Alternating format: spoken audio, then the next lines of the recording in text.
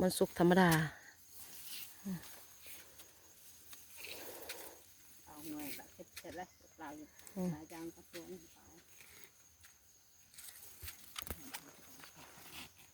หลักกะมันกะเรา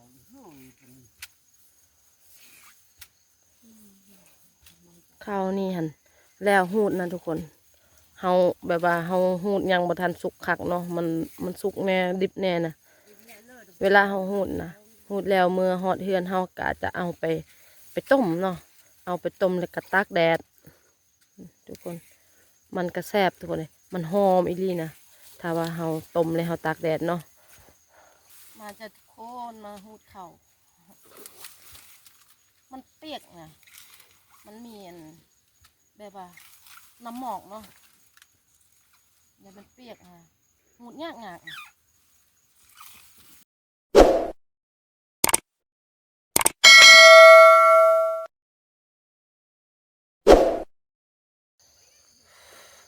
มื่อยทุกคนเลย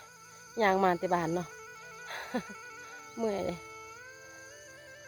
กราบทักทายสบายดีและสวัสดีเด้อ FC เบิร์ด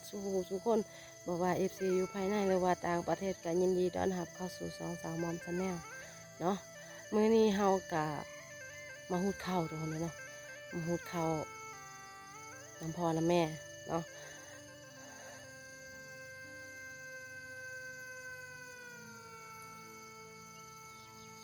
มาหูดข้าวมื้อนี้ก็4 คนเนาะพ่อแม่แล้วก็กับเอื้อยเนาะเอื้อยเฮาก็มาสูดน้ำมาหูดน้ำเฮาเนาะเพราะว่าเอื้อยเฮายังบ่ทันสุกเลยมาหูดข้าวเฮาเนาะฮอดฤดูหูดข้าวแล้วทุกคนเนาะ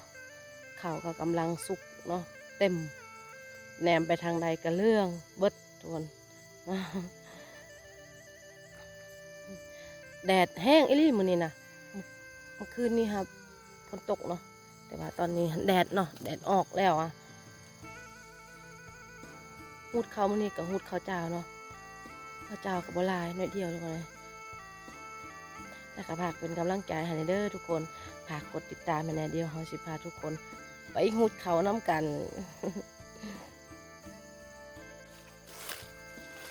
ข้าวนี้ก็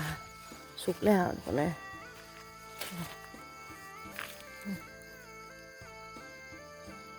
อันนี้มันเป็นข้าวเนาะบนแมนข้าวแดงอัน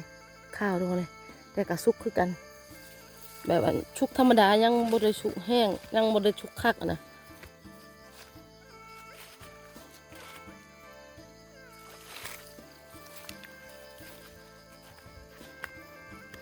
ข้าวมันบ่งามทุกคนเลยเบิ่งค่ะข้าวมันเป็นแบบนี้อ่ะมันบ่ค่อยได้งามเนาะข้าวมันห่างกันโพดนะมันห่างย้อนว่าตอนทำอิฐเฮาสักข้าวเนาะเฮาสักข้าวแหละบัดนี้แหละมันมีตัวอีหยังกินมันนะตอนเฮาสักมันนะเห็นบ่ข้าวมันบ่ค่อยได้งาม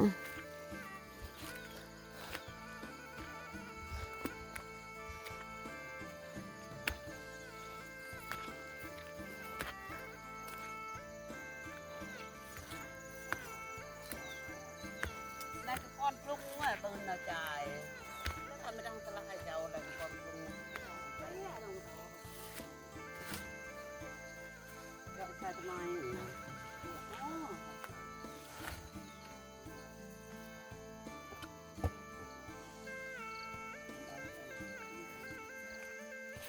ให้ทุกคนมาหุดข้าวใส่ตัวนี้เนาะทุกคนถ้าวัดเต็มอันนี้เราก็มาใส่นี่เดี๋ยวอองใหญ่นี่เนาะ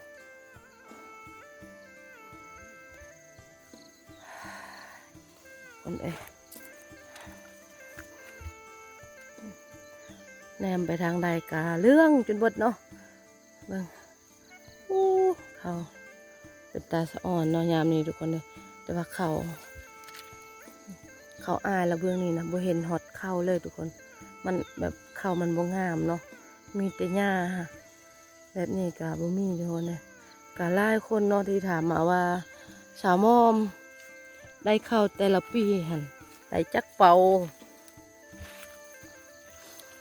ข้าวแต่ละปีมันอิงตามเฮาเฮ็ดให้เนาะถ้าว่าข้าวเฮางามแล้วก็กว้างเฮาก็ได้หลายอยู่ถ้าว่าข้าวมันเป็นแบบนี้น่ะมันบ่งามทุกคนเลยมันบ่มีดอกปีหนึ่งสูงสุดก็ได้15เป่าเนาะ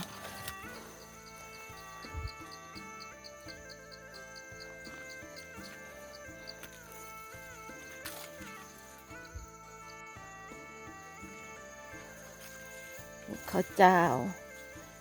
านะเวลาหูดนะเจ็บมืออีหลีทุกคนเลยแบบมันเจ็บเนาะ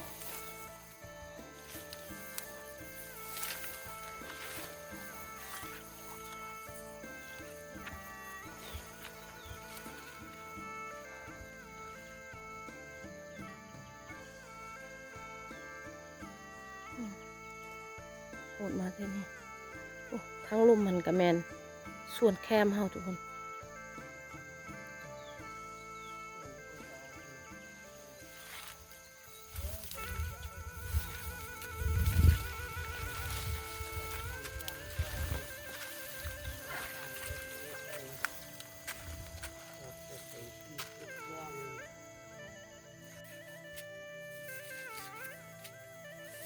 บอลนี่บอลคุมนี่ทุกคนเลยมันงามอยู่เนาะแล้วมันกระสุกบอลนี่นะบอลอื่นนะมันบ่ค่อยได้สุกดอกทุกคนมันสุกธรรมดา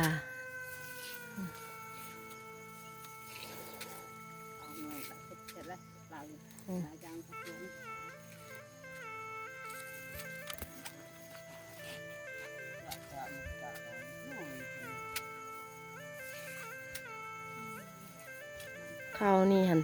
แล้วหูดนะทุกคนเฮาแบบว่าเฮาหูดยังบ่ทันสุกคักเนาะมันสุกแน่ดิบแน่นะเวลาเฮาหูดนะหูดแล้วเมื่อฮอดเฮือนเฮาก็จะเอาไปต้มเนาะเอาไปต้มแล้วก็ตากแดดทุกคนมันก็แซ่บทุกคนเลยมันหอมอีหลีนะถ้าว่าเฮาต้มแล้วเฮาตากแดดเนาะ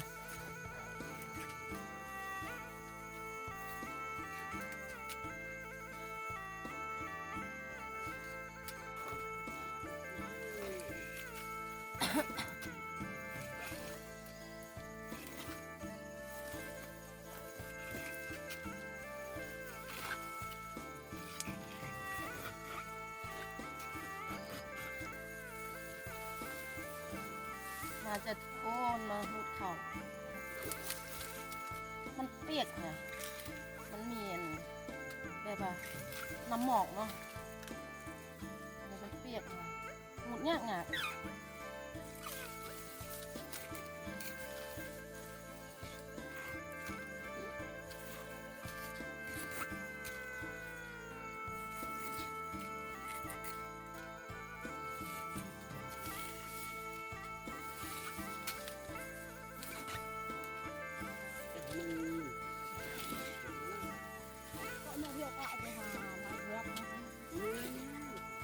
ลมหมดทุกคนเลยพายุลงมาตอนนั้นนะเขาก็มันลมเบิด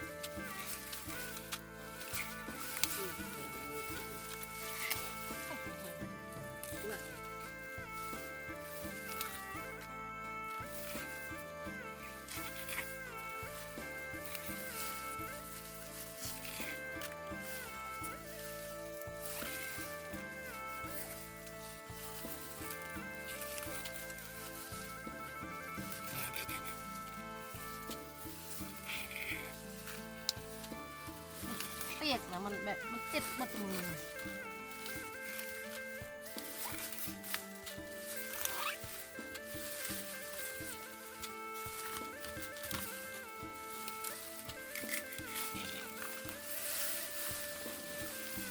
บึ้งดังแล้ว เขานี่พูดนะมันเจ็บมือเนาะแต่ว่าเป็นเขาแดงไงมันไม่เจ็บเขานี่นะมันแบบจักมันแบบใดอะ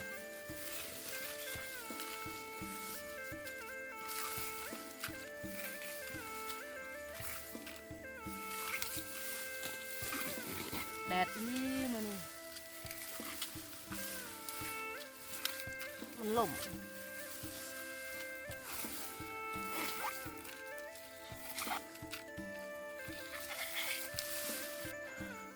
มีFC ถามเขา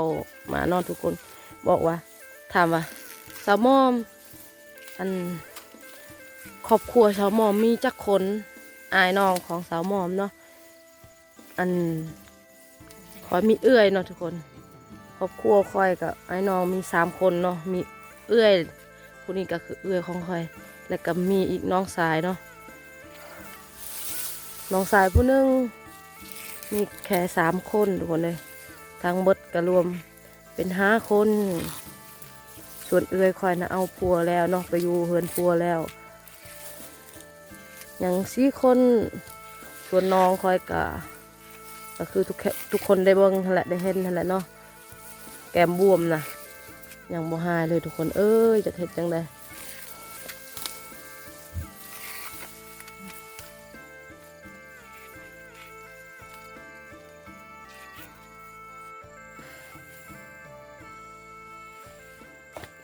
ฮ้อนนี่ลิทุกคนเลยเนาะแดดนะเจ็บปวดนะมันแบบเจ็บปวดเลยแต่ละเนี่ยข้าวจามันหูดยากนะ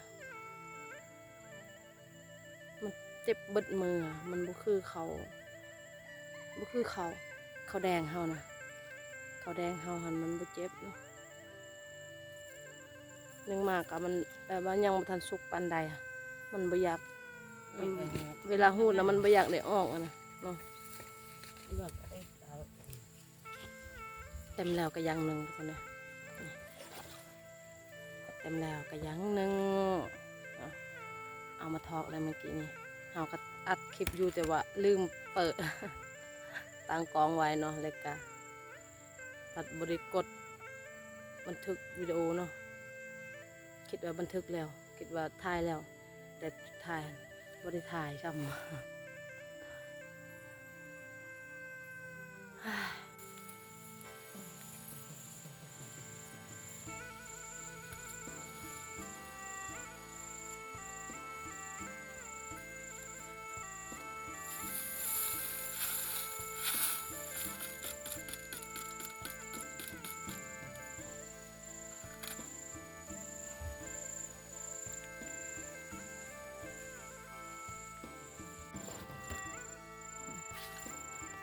เข้าไปหูดอีกคนนะพักผ่อนนิดนึงเนาะข่าวหูเขาเพราะว่าอันแดดอีเลยนะมันหูดให้มันแล้วเนาะหน่อยก็เมื่อแล้ว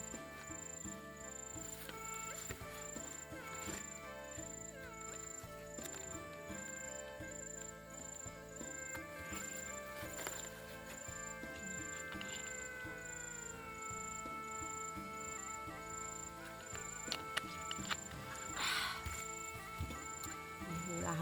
เฮาหูดเข่าเจ็บมือนี่ทุกคนเลยบางเทื่อเฮาก็หูดแบบนี้เนาะจับเอาแบบนี้บางเทื่อเฮาก็ใส่ในนี่เลยก็เฮ็ดในนี่ มันบาดหมดเลยอ่ะ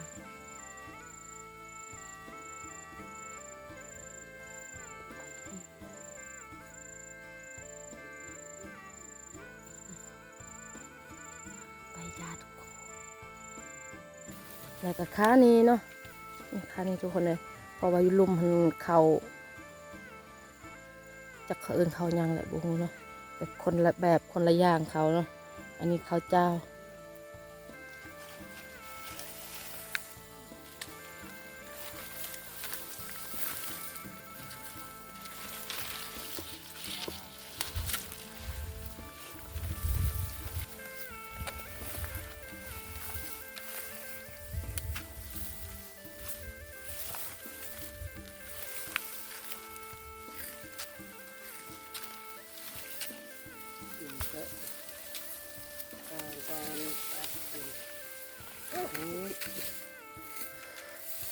บรรยากาศ นี่ก็จะทำก้อนแต่จนมันไหนครับเอา เบิ่งเขาค่ะบูมีฮอตเขาเลยแถวนี้นะอ๋อทุกคนเลยถ้าเขางามมันได้อยู่มันเขากีฬาโพด